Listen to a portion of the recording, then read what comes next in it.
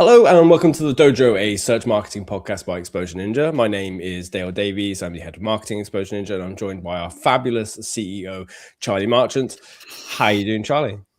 I'm doing great. How are you doing, Dale? Pretty good. It's starting to warm up a bit. I'm wearing only 2 layers today instead of the usual 5, being here in a chilly Edinburgh. I'm still awaiting the Exposure Ninja vest that we talked about last week. Okay, yeah, and caps. And and sunnies as well. Oh yeah, of course, ninja shaped. How are you doing? Yeah, really good. I'm in the south, so I'm only wearing one layer. It's so warm, which is, summer's basically here. Well, this week, as you can see from a background, if you are watching us rather than listening, that 21% of ChatGPT's clicks are going to Google, which is the first of many new statistics that have come out of a recent Semrush report. Charlie, you've read the report, and obviously that's one of the biggest stats that have come out of it. But what are your key findings and takeaways and thoughts from having read it? Firstly, this Semrush report is so fantastic. I think it's the data that we've needed for a long time about what ChatGPT's referral traffic actually looks like. So it's a big study. It was over 1 billion lines of clickstream data tracked across 17 months, so right up until 2026. And the findings, not only the 21% of ChatGPT clicks going to Google, which in itself is a big thing. The other finding, which I think is huge, is the 206% year-on-year increase in referral traffic to websites from ChatGPT, which in my opinion, lots of people have been talking about, oh my God, well, ChatGPT doesn't actually send traffic anywhere. Is it just a waste of time marketing for ChatGPT? It's one of the biggest objections I hear to actually creating a search strategy to optimize for ChatGPT. And finally, we have some data on a large scale that shows, oh my goodness, yes, ChatGPT is referring out traffic. It's a huge, clear part of the funnel. It's something we already know from our client reports. We work with clients across 60 different industries, and all of our clients have referral traffic and conversions that come from ChatGPT. So we've known this anyway, but I love to see a study of 1 billion lines of data, because that's even bigger. That's even more concrete. And I think one of the really interesting findings you've pulled out, Dale, is around how many of those clicks actually go to Google. Over 20% is huge, that ChatGPT is actually referring people back into Google search when it needs to do so.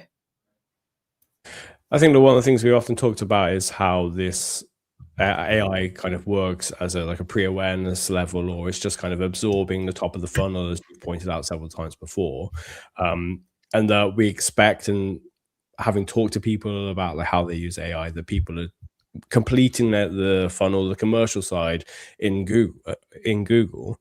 Do you see this as a direction of travel that we should see this increase, or do you think there'll come a point where ChatGPT will try and keep those clicks within the platform instead? I think we're going to see a bit of both. So for now, ChatGPT's strategy is very much commercial, mass market. And they're going to be thinking, right, they need to be useful. They need to actually be referring traffic to different websites for people and businesses ultimately to see it as a useful platform that is worth optimizing for and ultimately worth spending money on. So I think one of the issues they originally had with the ads that they were running in ChatGPT was that there wasn't enough ROI. The businesses weren't seeing enough ROI from that beta testing. So ChatGPT needs to find other ways to make sure it's actually being useful in the search journey in order for it to make more money over the long term, especially if it's going after mass market, average consumer, average searcher to be using it as well. So I think we're definitely going to see that. What I think we're going to see short term, though, is similar to the trend we see already, that ChatGPT search isn't replacing Google search, that searchers who use Google move between the platforms. And we see this quite a lot when people are researching top level. They start in ChatGPT because they can ask something huge. They can write a paragraph in there. I think 60 words is the average that I've seen from a piece of data. They feel like they can give a lot more context to ChatGPT. Amazing. Whereas when you're searching Google, you're usually writing 3 or 4 keywords, maybe a couple more, but not anything that long. So we've still got users moving between these two platforms, and it kind of makes sense, right? Because Google's the platform we trust. So when we're actually ready to make a purchase decision or navigate to a website to compare two different providers, we're going to go to Google, put it in, and get there most of the time. But I think this data that's showing this increase in ChatGPT becoming much more meaningful as a traffic referrer is only a positive thing for businesses. If your referral traffic comes straight from ChatGPT and it means the searcher is able to cut out a manual step they were taking in Google, reduces the number of clicks ultimately for someone to get to your website in the end. So great outcome in that sense. So we still need to prioritize like trying to appear in ChatGPT, regardless of where the click finally ends up. Yeah, for me, ChatGPT is a new search channel, right? It's not that new. We've had it for a couple of years, but compared to Google, it's new. The point is that people are searching within ChatGPT. It's now part of the search journey to finally find the business or the product that they actually want in the end. So we need to optimize for all of the channels where we know that our customers are having touch points, and especially the length of conversations that people are having in ChatGPT. We know already from data in our AI search report that we ran that more than 80% of people are making half of their purchase decisions in their AI conversations that they're having. They're already making the decision in their head about the purchase they're going to make when they're having those conversations with ChatGPT and other AI chatbot platforms. So even if they actually then go to Google and check out, ChatGPT has been a huge influencer in the actual decision-making process. One thing I have in mind, seeing the statistics, is that if 20% of this traffic roughly is going to Google, we're also facing the problem of zero-click search and a decrease in traffic from Google. Would I need to should I still have the confidence to do work that gets me featured in Google if there isn't going to be a click at the end of it? Yeah, I mean, my answer to this question is actually an hour long because I ran a webinar with Semrush yesterday on surviving the zero-click SERP. So if that's something you're really thinking about and you want the full detail, I would definitely find that webinar from last night. Do we still optimize for Google? Absolutely. Being in AI overviews is incredibly important. This study is showing us, right, that 21% of those ChatGPT clicks still go to Google. So eventually that searcher is still highly likely to end up with a touch point on Google somehow. Even if you don't get the click, we're really thinking about a mindset shift where we're not chasing the clicks. We're trying to make sure that we are top of mind so that when someone is making a purchase decision that is relevant to the business that we run, the products we sell, the services that we sell, we are the business that they go to ultimately. And I think one of the things that many people have struggled to come to terms with is this top of funnel searching, which used to happen a lot more on our own websites. It used to be reading blogs, reading our informational content, has now moved into AI tools. And I'm including Google's AI overview in that, as well as ChatGPT, Gemini, Claude, Perplexity, pick your favorite of those tools. They are now owning much more of that top of funnel conversation and research part without people needing to click through to a website and read 10 different blogs to find the information that they actually want to get to eventually. We need to kind of shift our mindset back to, okay, when someone starts their search journey, where are we showing up? And that's going to be in AI platforms rather than only thinking about people navigating through our informational content and the number of clicks that we're going to get to our website. Talking of clicks, if I can ask to just double click a little further into this idea of not really, maybe the good times are over in terms of how much traffic we can expect from Google anymore.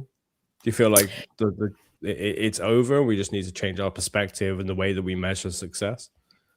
I don't think it's completely over in the sense we still get traffic from Google and we get referral traffic from ChatGPT, as we've just been speaking about as well.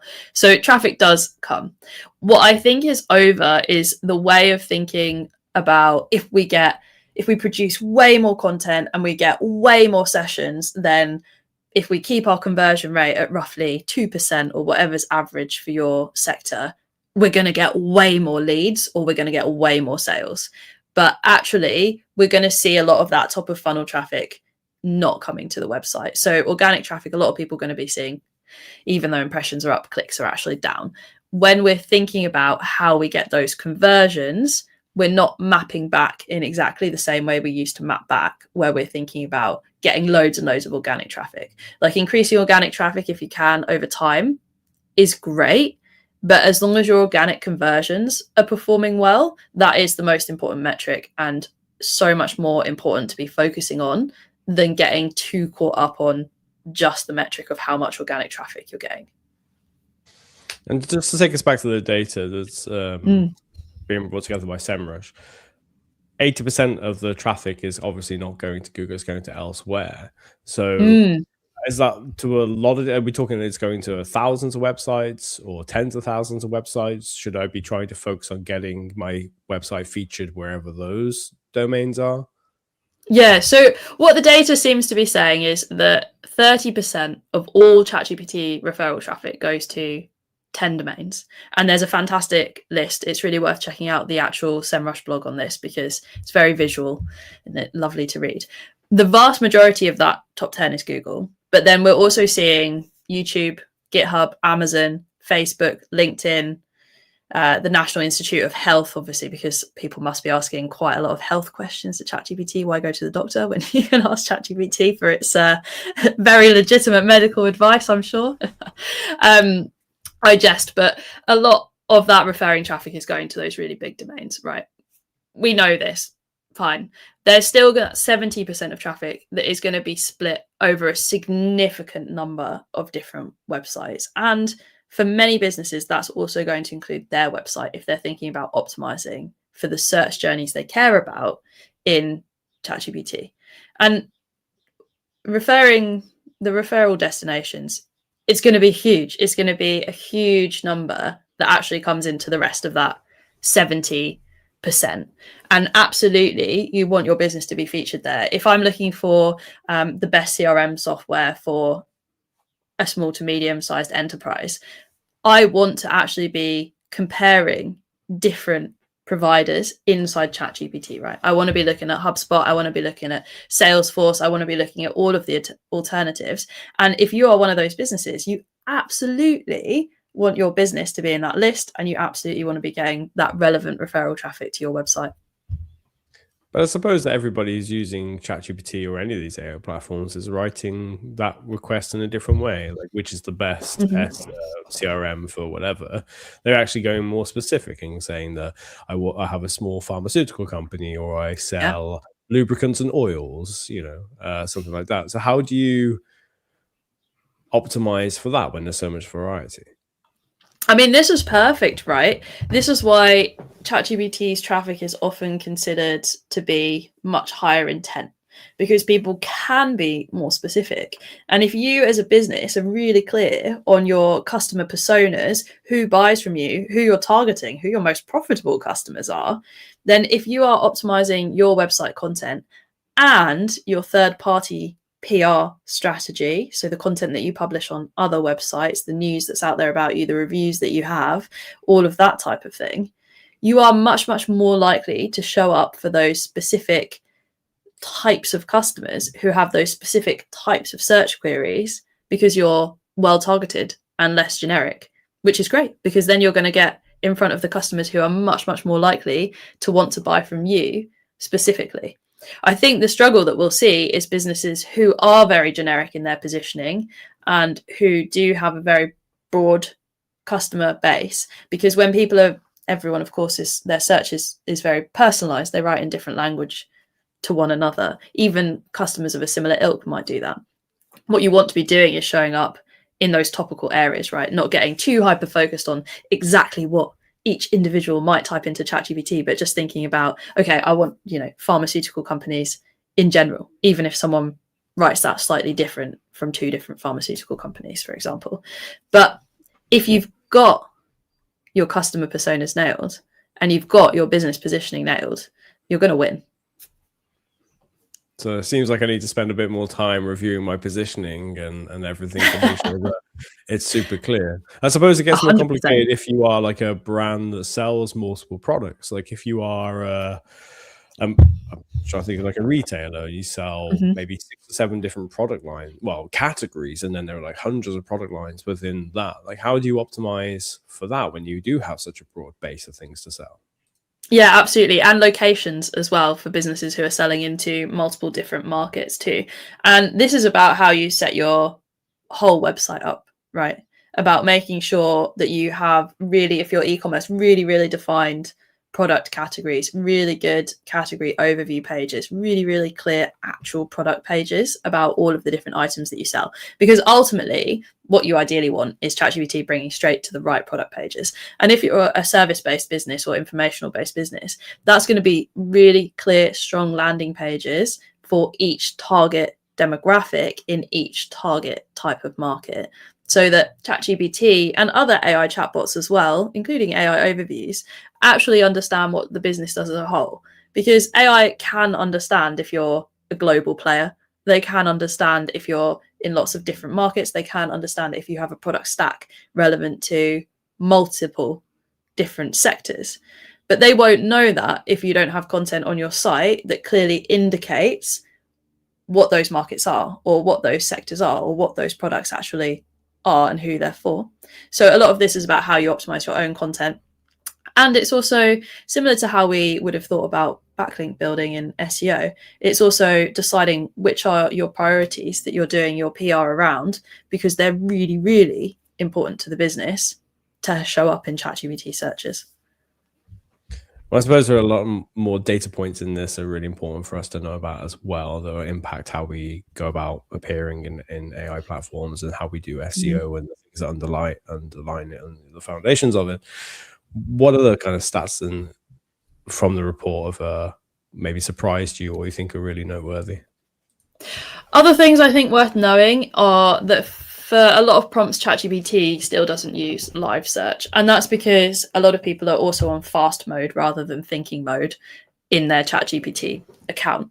And so it's actually only around 35% of queries, which means that most of the ChatGPT responses really are still relying on the training data, the model knowledge, rather than live web retrieval. That means that as that training data gets updated, it does take a bit more time if you've been optimizing for ChatGPT to show in those types of answers.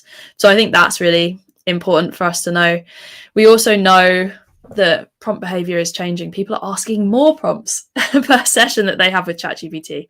This is great news, though, for us, because it means people are moving further and further down the funnel. They're having more and more detailed conversations. So it's going up quite a lot. People are actually really engaging with going back and forth with ChatGPT. And I guess the other thing to know is that most prompts in ChatGPT don't look like Google's prompts exactly. And this is because ChatGPT prompts are longer, and it's not just people writing in keywords. Like we've learned in Google, we just write in the keyword that we want to get to find the website that we are kind of aiming for. But in ChatGPT, because we're doing so much more research and it's conversational, it's specific, we can give context. The users have learned, searchers have learned, we can write way more in our ChatGPT prompts. Which presumably means it was absorbing more of the funnel, which is the point you made before. And if users, customers, future buyers are changing the way that they prompt and have these conversations, are you therefore having to change the way you go about creating the content or choosing which content to create? Yeah, and I mean, I think people are generally aware that the content that we're creating for ChatGPT is different in the sense we're really, really thinking about the types of prompts we want to show up for, not just the keywords we want to show up for on Google. So creating a really good topic cluster architecture around the topical areas we really want to own, the types of prompts that we want to show up in, and understanding our buyers, understanding the kinds of things that they're likely to write, the kinds of language that they use, and reflecting that back, as well as thinking about the query fan out, which is another topic altogether, but essentially thinking about all of the breakdown of what AI might be looking for underneath that original search to answer the question really, really well, so that our content is providing the right context to these AI platforms. Okay. Well, content creation has always been a really interesting area, and I kind of Mm. enjoyed the fact that it's developing. You have to be a bit more specific because it just creates a lovely challenge. Although I suppose Yeah. if you're not really in the trenches, another challenge. If you're in the leadership position, you're like, God, don't create more work for me. Um, is there any like any other statistic in here that really like stands out to you as something that's really worth knowing? I think that was pretty much everything that I think is really, really worth knowing. The only other thing is that the kind of strange, actually, the shorter search queries in ChatGPT are more likely to trigger a live search than longer queries, which mostly rely on training data. I initially would have thought the opposite, and it looks like the gap between that is narrowing. But pretty interesting that longer prompts tend to get training data, perhaps because ChatGPT is then asking them follow-on questions to try and make their prompts more specific as they go. I've only scanned the graphs. I didn't really retain a lot of it because I very rapidly had to just have a look at it. But wasn't there something in there about the traffic to ChatGPT itself is kind of flatlining a little bit? Yeah, traffic to ChatGPT has been plateauing a little bit, which is something we've seen over the past couple of months, the past Q1, really. And I think there's a couple of different reasons for that. I think the new models of Gemini are much more competitive, and people have enjoyed using Gemini more than previously. And I think Claude's position in the market as well, who Claude have very, very much gone after the enterprise, the workplace users, the developers, especially with the launch of Claude Cowork as well. So I think a lot of people who are using AI at work for work tasks, we're seeing that actually some of the other tools are growing a little bit more, whereas ChatGPT is still very much going mass market, consumer focused. Do you foresee them kind of getting out of that plateau and getting growth again, or do you feel like maybe this is like not the end? I don't want to like doom and gloom say like this is the end of the road, but do you think that they've reached their peak? I don't think this is the end of the road for ChatGPT at all, to be honest. They're still huge, and I think it's going to take a lot to move people to other platforms. Do I think it's going to be easy? Absolutely not. Like they've definitely got their work cut out for them. But there's quite a lot of ground that Claude or Gemini or any of the other AI chatbots would actually have to regain to get up to ChatGPT's market share when it comes to the AI chatbots. I mean, personally, I think Google, of course, who owns Gemini, have the biggest chance of trying to do that because they are in the power position here. And it's kind of interesting that ChatGPT has really been a bit of an underdog by taking the biggest share of the AI chatbot market as it is. I think it's all to play for, I guess. You and I have obviously been doing like search marketing for quite a long time, and we've done work for all kinds of different industries, from like the glamorous stuff to the quite dry Mm-hmm. but high value enterprise kind of work.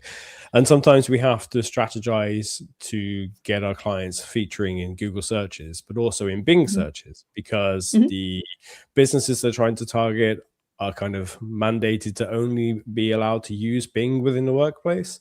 Do you Mm-hmm. foresee a point where enterprise companies or mid to large size companies are kind of having to use Claude as their go-to rather than other systems, and therefore we have to have a strategy for Claude for those kind of B2B businesses versus a strategy for ChatGPT for mostly consumers?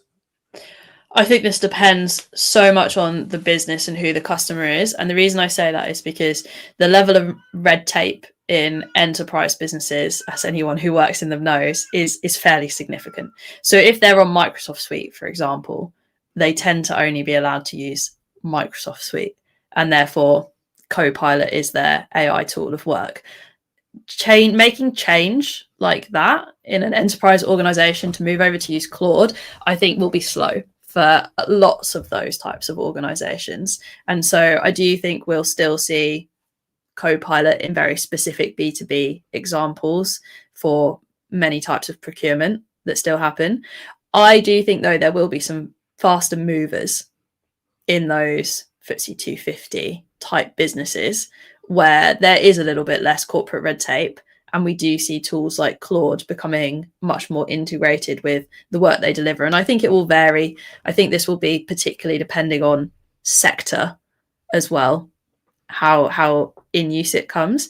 For the businesses who actually are selling to other businesses and thinking about targeting these types of customers, though, the strategy they're going to have, I think, very, very strongly depends on which specific platforms their customers use. And rather than guessing that, the best way to understand that is actually to look at the Google Analytics data you have. You can split it out so you can see which of the AI platforms is actually driving referral traffic and referral conversions as well. And it might be different. Some platforms, it might be, that ChatGPT traffic actually converts more, but there's more overall traffic coming from Claude, just as an example. But it gives you a much, much better idea of the platforms you want to be targeting in your search strategy, rather than just guessing and hoping for the best. If I already have a strategy in place for ChatGPT, is it going to apply equally as well? Do the two overlap for Claude and for Copilot and all the others? There's definite overlap, but there's also nuances between the platforms.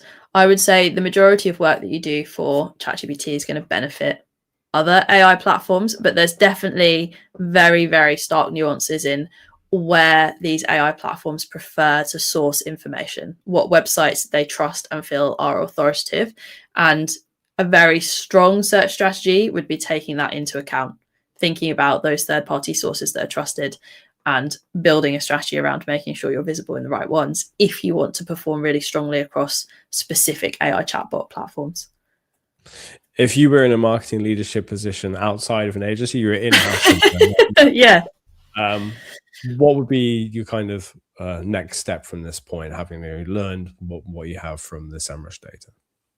Next step from this point, I think, would be double checking the search strategy that we have now, what we're doing, what our plan actually is across the team of SEO, content, PR, all of that area of the business, brand as well, to be honest, to decide, have we got this covered? Are we looking at the right platforms? And have we built out a search strategy that is ready basically for 2026? I would, now looking at the amount of referral traffic we're seeing from ChatGPT, if that's a priority platform for us, I would be pushing more and more to think about ChatGPT as well as Google in the search strategy that we've got designed and that we're implementing this year. Superb. Well, if you are watching or listening to this later, or you want to just get the information, come back to it. I'll make sure that the study is linked in the podcast show notes, as well as in the description of wherever you find your podcasts. And we'll see you all for another dojo next week. Thanks for joining us, and see you then. Bye. Bye.